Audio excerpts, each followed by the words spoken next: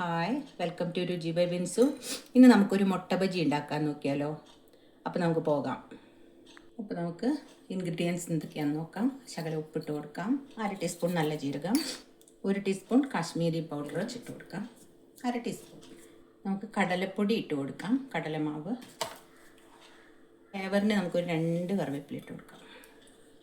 വെള്ളം ഒഴിച്ച് നമുക്ക് മിക്സ് ചെയ്യാം. നമ്മുടെ മുട്ട ബജി ഉണ്ടാക്കാൻ ഇങ്ങനെ റിബൺ പരുവത്തിലാണ് നമുക്ക് വേണ്ടത്. ബജിക്ക് വേണ്ട എണ്ണ ഒഴിച്ച് കൊടുക്കാം.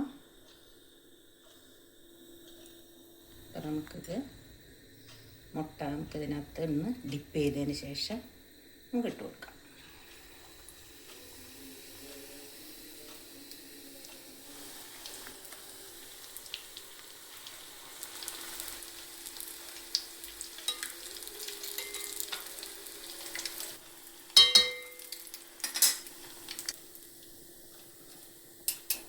എഗ് ബജി ഇവിടെ മുട്ട ബജി ശരിയായിട്ടുണ്ട്. അപ്പോൾ നമുക്ക് നോക്കാം.